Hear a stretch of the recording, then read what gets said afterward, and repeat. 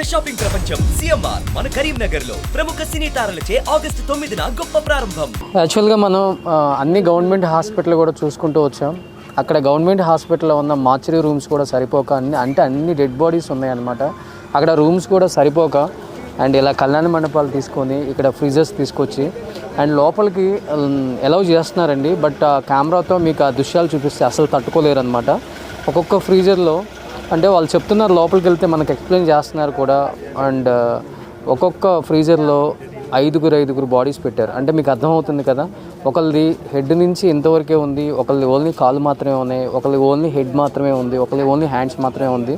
దాంట్లో చిన్నపిల్లలు ఉన్నారు, పెద్దవాళ్ళు ఉన్నారు, అసలుకి 15-16 సంవత్సరాల పిల్లలు అండ్ పెద్దవాళ్ళు, అసలు ఎంతమంది ఒక లేడీస్ అయితే ఇది ఇక్కడ ఫ్యామిలీస్ అందరూ వెయిట్ చేస్తున్నారు చూడండి. కనీసం వాళ్ళకి సంబంధించిన వాళ్ళు బాడీ ఇక్కడికి ఏమన్నా వచ్చి ఉంటుందేమో, ఇక్కడికి వస్తే తీసుకెళ్దామన్న ఒక హోప్తో ఎవరు కూడా ఇంకా సిచ్యువేషన్ జరిగింది కదా, జరిగిందేదో జరిగిపోయిందని అక్కడ వాళ్ళు శ్రమించకుండా రెస్ట్ తీసుకోవట్లేదు. ఇక్కడ వీళ్ళు కూడా మా వాళ్ళు పోయారు కదా అని ఎవరు కూడా దీన్ని చాలా సీరియస్గా తీసుకొని గవర్నమెంట్స్ కూడా ఈచ్ అండ్ ఎవ్రీ బాడీని అట్లీస్ట్ ఎంతవరకు దొరికితే అంతవరకు తీసే ప్రయత్నమే చేస్తున్నారు. కానీ ఇక్కడ అండ్ 5 days నుంచి ఇదే జరుగుతుంది. మీకు కొంచెం క్లోజ్ చేస్తే అర్థమవుతుంది. అక్కడ మీకు ఫ్రీజర్లు కనపడుతున్నాయి, టీం కనపడుతున్నారు, వాలంటీర్స్ కనపడుతున్నారు.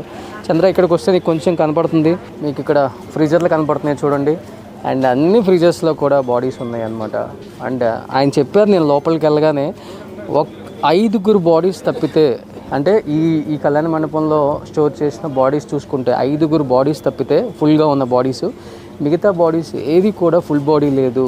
అంటే నేను అడిగాను, ఏంటి ఒక్కొక్క ప్యాక్ చేసేసి ఫ్రీజర్లో ఇన్ని పెట్టారంటే కాళ్ళు, హెడ్, మొండాలు ఇలా కనపడుకుంటూ, అంటే మొండం అంటే మన బాడీ పార్ట్ స్టమక్ వరకు ఉన్న వాళ్ళ పార్ట్స్ మాత్రం అంటే రకరకాలుగా.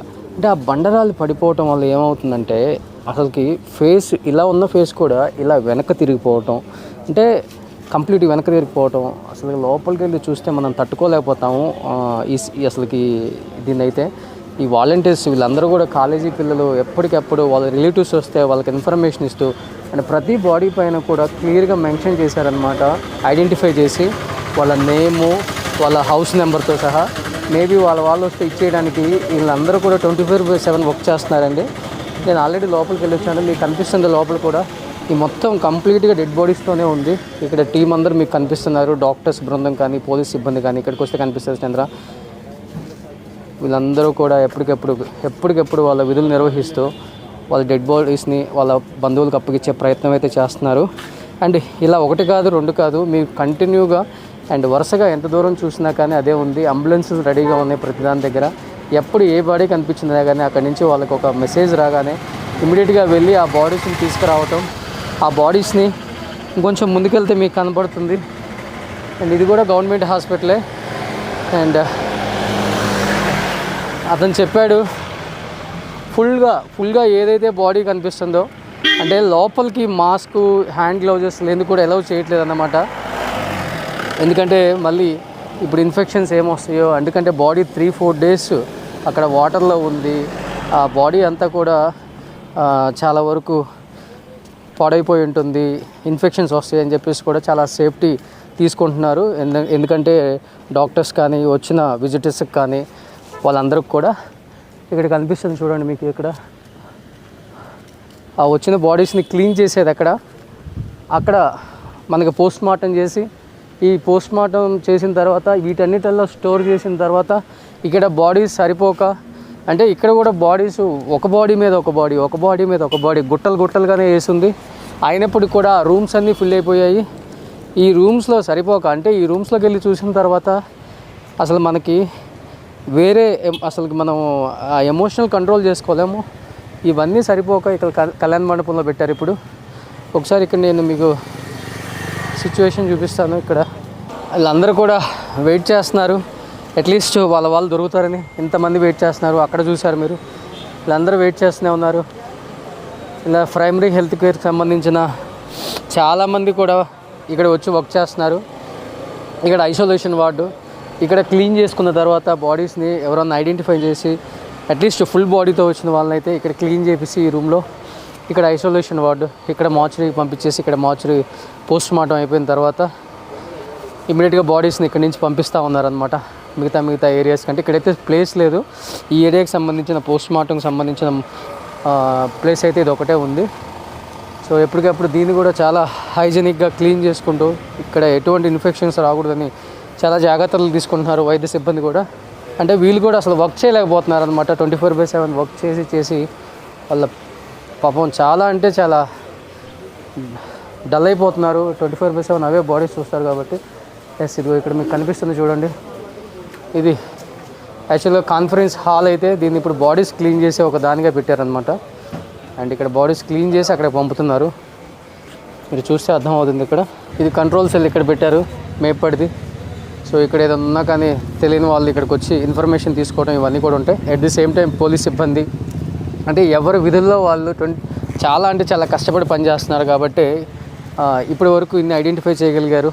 ఆల్మోస్ట్ ఒక 300 to 350 మాత్రమే దొరకలేదు ఇప్పటి వరకు. మిగతా అయింది ఆల్మోస్ట్ వాళ్ళు రెస్క్యూ టీమ్ ఎప్పటికెప్పుడు కష్టపడి బాడీస్ని బయటికి తీసుకొస్తూనే ఉంది. వాళ్ళకి ఇస్తూనే ఉన్నారు. మొత్తం ఇక్కడ చుట్టుపక్కల ఒక 4-5 టౌన్స్ అయితే చాలా అంటే చాలా డౌన్ అయిపోయి ఉన్నారు. మా పక్క ఊరికి ఇలా జరిగింది. అందుకే ఇలాంటి ఒక టౌనే అక్కడ మునిగిపోయింది. అంటే రేపు అక్కడ సంభవించింది ఇన్ ఫ్యూచర్ ఎలా ఉంటుందని ఒక భయం అయితే అందరిలో కనిపించింది అనమాట. ఎందుకంటే ఇవన్నీ చూడండి ఒకసారి మీరు చూస్తుంటే బ్యాక్గ్రౌండ్లో ఆ టీ ఎస్టేట్స్ ఎంత అందంగా ఉంది. ఈ సిటీస్ అన్నీ ఎంత అందంగా ఉన్న సిటీలకు ఒక్కసారి ఇలాంటి ఒక ప్రళయం సంభవిస్తే తట్టుకోలేని ఆ ప్రజలు ఏం చేయాలని ఒక ఆందోళనకు గురవుతున్నారు. ఒకసారి ఇంకా లోపలికి వెళ్ళి ఇంకేమన్నా మనకి ఏం అప్డేట్ వస్తే ఒకసారి చూద్దాం. అసలు ఇక్కడ బాడీస్ இருக்கா உள்ள பாடிஸ் இருக்கா இல்லை வரல. இப்படி வரைக்கும் எத்தனை பாடிஸ் வந்துட்டுருக்கா? இதுக்கு வரல. இங்கே தான் க்ளீன் பண்ணிகிட்ருக்க பாடிஸ் எல்லாமே. ஓ, இன்னைக்கு வரல. இன்னைக்கு ஓகே. நேற்று எத்தனை பாடி வந்துட்டுருக்கு? Okay okay. ஃபுல்லு பாட்டாக வந்துட்டுருக்கா இல்லை பீஸாக வந்துட்டுருக்கா? ஃபஸ்ட்டு எல்லாம் பாடி வந்துட்டு பின்ன அப்புறம் இது செகண்ட் டேஸ் எல்லாம் பாடி பார்ட்ஸ் வந்து. ஓ, ஸோ இப்போ குழந்தை நிறைய பேர் இருக்கா இல்லை பெரியவங்களும் நிறைய பேர் இருக்கா? அங்கே அப்படி இல்லை. குழந்தை இருந்து லேடிஸ் இருந்து జెంట్స్ ఇருந்து. ఓకే. సో ఫస్ట్ డే మాత్రమే బాడీలు వచ్చాయంట. సెకండ్ డే నుంచి అసలు ఒక్క బాడీ కూడా రావట్లేదు. అన్ని పీస్లే వస్తున్నాయి. హెడ్, లెగ్స్, హ్యాండ్స్ సపరేట్ వస్తున్నాయి. కానీ ఎవరిదో కూడా ఐడెంటిఫై చేయలేకపోతున్నాం మేము కూడా. ఇక్కడ వాళ్ళు వచ్చే బాడీని చూస్తుంటే వాళ్ళకే ఎమోషన్ కంట్రోల్ అవ్వట్లేదు అని చెప్తున్నారు అనమాట. సో ఇప్పటివరకు ఎత్తన బాడీ వందట్టు ఇంకా టోటల్ ఇంకా 169. ఇంకా ఇక్కడ కేవలం ఈ హాస్పిటల్కి మాత్రం ఇప్పటికి వరకు 169 బాడీస్ వచ్చాయంట. అందులో మ్యాక్సిమం లేడీస్ ఉన్నారు, చిన్నపిల్లలు ఉన్నారు, పెద్దవాళ్ళు ఉన్నారు, అండ్ కిడ్స్ ఉన్నారు. ஓகே. எப்போ நிறைய பீஸ் தான் வந்துட்டு இருக்கு. இப்போ செகண்ட் டேஸ் தேர்ட் டேஸுக்கு பீஸ் வரும். அந்த இதெல்லாம் பார்க்கும்போது எப்படி இருக்கு உங்களுக்கு? ஆகும் ஃபர்ஸ்ட் டேக்கு வந்து పర్వాలేదు. Second days ఎல்லாம் అழிஞ்சிருக்கு. ఓ, అంటే మేము పని చేస్తున్నాం కానీ మేము కూడా ఏడుస్తూనే పని చేస్తున్నాము. ఒక బాడీని చూస్తే ప్రాబ్లం లేదు, ఓకే మనం ఇంకా జరిగింది అనుకోవచ్చు. కానీ అలా బాడీ ఎవరిదో కూడా తెలియకుండా పీస్లు వస్తుంటే అవి చూస్తుంటేనే ఏడుపు వస్తుంది మాకు. అవి ఏడుస్తూనే పని చేస్తున్నాం. ప్రతి బాడీకి కూడా అదే జరుగుతుంది. కంట్రోల్ చేసుకోలేకపోతున్నాం మేమే అని చెప్తున్నారు ఇక్కడ ఈ వైద్య సిబ్బంది కూడా. అండ్ మార్చురీ రూమ్లో అంటే అసలుకి పరిస్థితి ఎలా ఉందో అర్థమవుతుంది మీకు. అంటే జస్ట్ మీకు తెలియటం కోసమే ఇది ఎలా జరిగింది, అసలు ఇంత దారుణం అనేది ఎలా జరిగిందని ఒక దానికోసమే మేము ఇంతగా కష్టపడుతున్నాం తప్పితే వేరే ఏం లేదండి. అండ్ ఇంకా ముందు అంటే ఇక్కడే 169 వచ్చినాయి అని చెప్తున్నారు. అక్కడ ఆల్రెడీ మనకి 200 చెప్పారు. అంటే ఇలా ఒక్కొక్క గవర్నమెంట్ హాస్పిటల్లో ఒక్కొక్క విధంగా తీసుకొచ్చి ఎంతవరకు స్టోరేజ్ ఉందో అంతవరకు స్టోర్ చేసి ఇమీడియట్గా ఇక్కడ మనకి పోస్ట్ మార్టం చేసుకొని ఇక్కడ స్టోర్ చేస్తున్నారు. సో ఒకసారి ఇంకా ముందుకు వెళ్దాం. ముందు ప్రైమరీ హెల్త్ కేర్ సెంటర్స్లో కానీ గవర్నమెంట్ హాస్పిటల్స్లో కానీ సిచ్యువేషన్ ఎలా ఉందో ఒకసారి చూద్దాం. అంటే ఆల్మోస్ట్ ఇక్కడ ఏరియాస్ కూడా కొంతవరకు వాటర్ స్ప్రెడ్ అయినా కానీ ఏరియాస్కి ఎటువంటి హామ్ జరగలేదు, డ్యామేజ్ అవ్వలేదు కూడా ఎక్కడ కూడా.